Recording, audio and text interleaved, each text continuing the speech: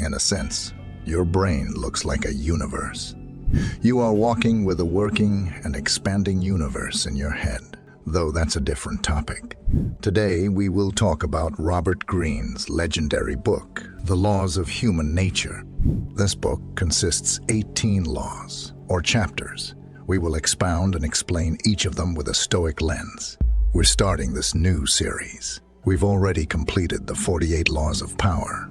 This is now the law of irrationality, the law one in human nature.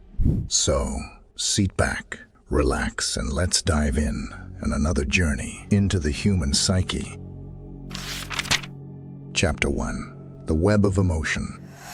Human beings often pride themselves on their ability to think rationally, to weigh options with care, and to make decisions guided by logic. Yet beneath this facade of reason lies a more potent force: emotion. Emotions, though intangible and fleeting, wield power over our thoughts, decisions, and actions in ways we scarcely recognize. This is the first law of human nature, the law of emotional domination. Think of emotions as a river, constant and flowing, but capable of storms that disrupt the calm. People imagine themselves steering their thoughts like a boat against this current, but in truth, they are often swept along, unaware of the pull. What we see as rational thought is frequently the justification of decisions already shaped by our inner tides. Psychology has long affirmed this truth. The 1994 study by Antonio Damasio on decision-making and emotion revealed how individuals with damage to emotional centers of the brain struggled to make even basic choices. Without emotions as a guide, reason faltered. This highlights the fallacy of separating feeling from thinking. They are intertwined like roots beneath the surface. Emotion clouds perception. It anchors us to biases, confirmation bias being among the most common. We cling to ideas that affirm our beliefs, not because they are true, but because they feel secure. This is not wisdom. It is a shackle. To live wisely is to see these emotions not as masters, but as signals. A stoic would say, do not suppress your feelings, but temper them with awareness. Recognize their weight, yet do not let them tip the scales of your judgment. Emotion is not the enemy. Ignorance of its power is. Mastery begins when you acknowledge this truth and start to untangle the web. Chapter 2. The Illusion of Control. Humans crave control. We want to believe we steer our own lives, that our choices spring from deliberate thought. Yet, more often than not, we are guided by unconscious forces, instincts, desires, fears that operate beyond our awareness. The law of illusion exposes this uncomfortable reality. Much of what we call control is an illusion, a veil drawn over the chaos within. Picture a rider atop a horse. The rider believes they direct the path, but it is the horse, the primal, emotional part of us, that chooses the direction. The rider merely justifies the journey afterward, rationalizing what has already occurred. In the same way, we tell ourselves stories about why we made certain decisions, blind to the deeper forces at play. Cognitive biases amplify this illusion. Take the Dunning-Kruger effect, 1999, which shows that those who lack knowledge often overestimate their abilities. Why? Because the mind protects its sense of control and competence, even when unwarranted. This self-deception is comforting, but dangerous. It blinds us to our limits and undermines growth. Stoicism offers a stark but liberating truth. Control is limited. We cannot dictate the events of life, only our response to them. Epictetus reminds us that true power lies in mastering our judgments, not external circumstances. When we accept this, we stop wasting energy on what cannot be changed and focus instead on what is within our grasp, our thoughts, actions, and choices. The illusion of control is seductive but brittle. True strength lies in seeing the chaos for what it is and navigating it with clarity. The world may not bend to our will, but our will can adapt to the world. Chapter 3. The Seduction of Validation. At the core of human nature lies a deep yearning, the desire to be seen, heard, and valued by others. This craving for validation is not inherently wrong. It binds us to society and gives meaning to our actions.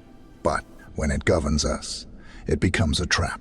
This is the law of validation, the tendency to seek worth in the eyes of others, often at the cost of our own clarity and integrity.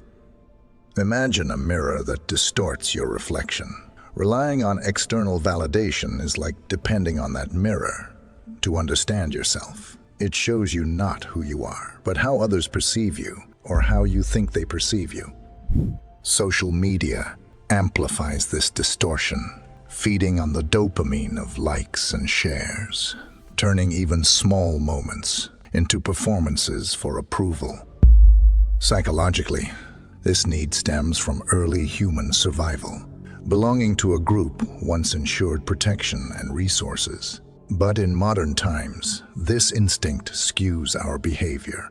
The spotlight effect, a cognitive bias identified in 2000, shows how people overestimate how much others notice or judge them. This misconception creates anxiety and a relentless pursuit of external praise.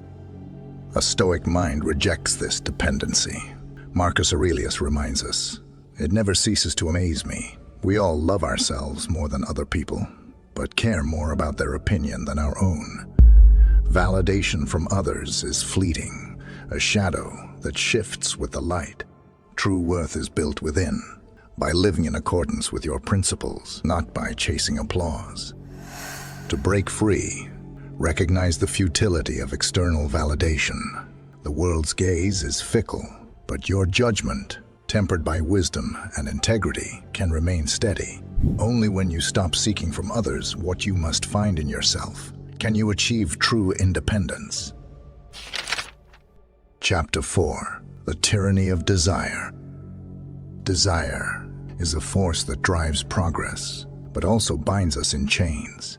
It whispers promises of fulfillment, a better job, a perfect relationship, more wealth, but rarely delivers lasting peace. This is the law of endless want, the human tendency to seek more, mistaking acquisition for happiness and finding only fleeting satisfaction. Desire functions like a mirage in the desert. It seems real from a distance, beckoning you forward, but as you approach, it vanishes, replaced by another shimmering goal on the horizon.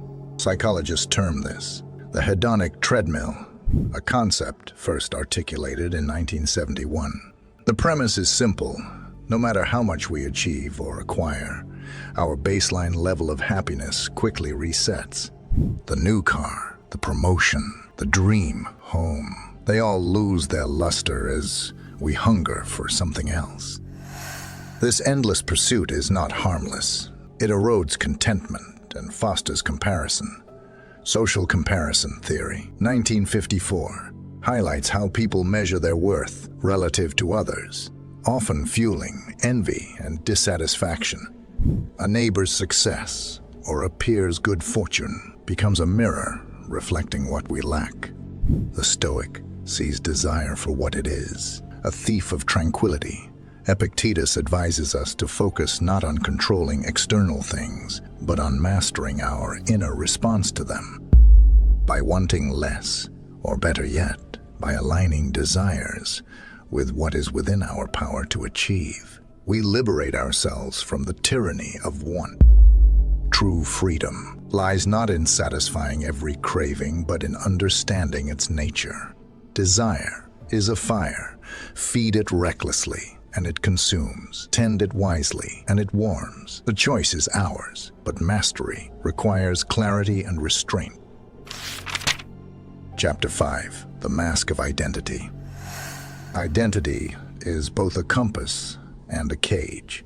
It helps us navigate the world, defining who we are and where we belong. But when it hardens into rigidity, it traps us. This is the law of self-imprisonment, the human tendency to cling to a fixed sense of self, resisting change and growth for the sake of comfort and certainty. Think of identity as a mask, one you craft over time from beliefs, experiences, and the expectations of others. It offers protection, shielding you from uncertainty. Yet, as you wear it, the mask begins to define you more than your essence. You forget that it was once a choice, mistaking it for your true face. Psychologically, this rigidity stems from the brain's preference for consistency. Cognitive dissonance theory, Festinger, 1957, shows how humans avoid conflicts between their actions and beliefs.